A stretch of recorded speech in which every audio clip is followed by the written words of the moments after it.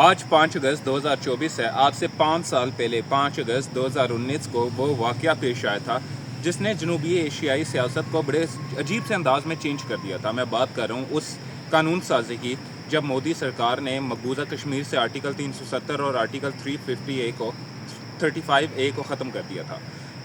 بھارتی آئین میں مقبوضہ جموں کشمیر کے حوالے سے دو ہی خصوصی قوانین تھے، جس کے اندر سے ایک آرٹیکل 370 اور دوسرا تھا 35A۔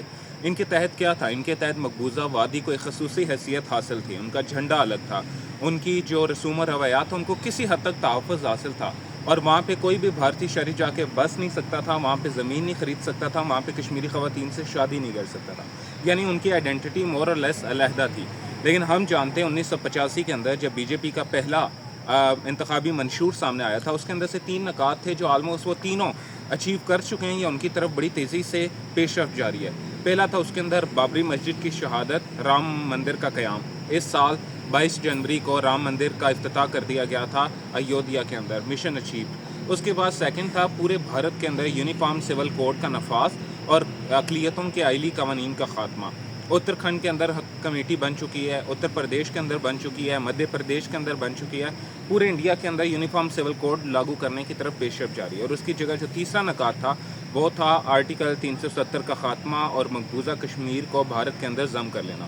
یہ کام کیا گیا تھا 5 اگست 2019 کو، جب اس ریاست کو اس کی حیثیت توڑ کے یونین ٹیریٹریز کے اندر تقسیم کر دیا گیا تھا، جموں کشمیر، لداخ، اور انہیں ہڑپنے کی کوشش کی گئی تھی۔ 5 سال کے اندر ایسا کیا ہوا ہے کہ وہاں پر جو انڈین حکومت ہے اس کا کنٹرول قائم ہو گیا ہے؟ نہیں ہوا، بلکہ اس عرصے کے اندر کیا ہوا ہے؟ 907 کشمیری شہید ہوئے ہیں، 69 ویمن بیوہ ہوئی ہیں، 130 سے زیادہ بچوں کے سر سے ان کے والدین کا سایہ چھین لیا گیا ہے۔ وہاں پر تقریباً 133 خواتین کے ساتھ رپورٹڈ کیسز ہیں جن کے ساتھ اجتماعی عصمت دری کے واقعات پیش آئے ہیں۔ وہاں پر بہت بڑی تعداد ایسی خواتین کی ہے جن کے شوہر لاپتہ ہو چکے ہیں، لیکن ان کی چونکہ شہادت کی تصدیق نہیں ہوئی، اس لیے وہ خواتین نہ بیوی میں شمار کی جا سکتی ہیں نہ بیوہ کے اندر۔ اس وجہ سے انہیں نصف بیوہ کہا گیا ہے، کیونکہ نہ تو وہ شادی کر سکتی ہیں اور نہ ہی وہ خود کو بیوہ کنسیڈر کر سکتی ہیں۔ اتنا بڑا انسانی المیہ، اور ایسی خواتین کی تعداد 10,000 سے زیادہ ہے۔ ہزاروں خواتین ایسی ہیں جو اب تک لاپتہ ہو چکی ہیں۔ یعنی 5 سالوں کے اندر وہاں پہ کیا فرق پڑا ہے؟ وہاں پہ ہر گلی کوچے کے باہر بھارتی فوجی تعینات ہے، وہاں کے جنگلات کو ختم کیا جا رہا ہے، 40 لاکھ ایکڑ سے زیادہ اراضی سرکار اپنے قبضے میں لے چکی ہے۔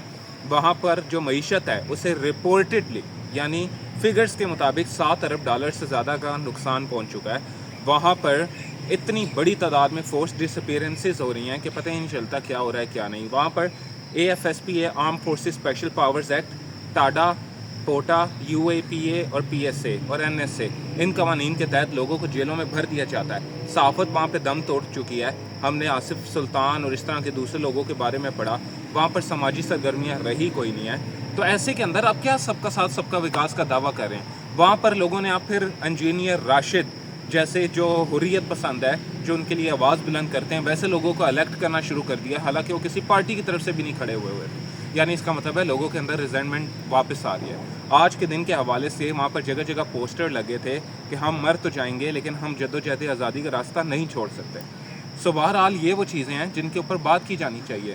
آج اسی حوالے سے LSC کے دونوں اطراف اور پوری دنیا میں بسنے والے کشمیری یوم سیاہ اور یوم استحصال دونوں اکٹھے منا رہے ہیں، کیونکہ ان کا استحصال کیا گیا اور ان کو یوم سیاہ منانے کے علاوہ ان کے پاس کوئی آپشن نہیں ہے۔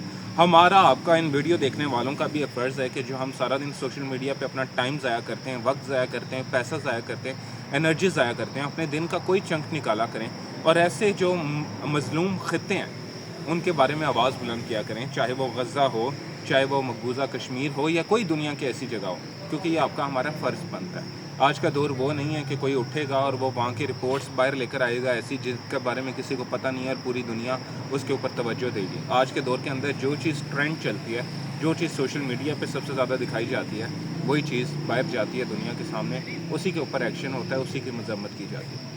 آج تھا 5 اگست 2024۔ ہم کشمیری مجاہدین اور حریت پسند جو ہیں ان کی قربانیوں کو سلام پیش کرتے ہیں۔ پاکستان نے اعلان کیا ہے کہ وہ اپنی سیاسی، سفارتی اور اخلاقی حمایت جاری رکھے گا مسئلہ کشمیر کے لیے۔ اللہ کرے ایسا ہی ہو۔ ملیں گے آپ سے اگلی ویڈیو میں۔ اللہ حافظ۔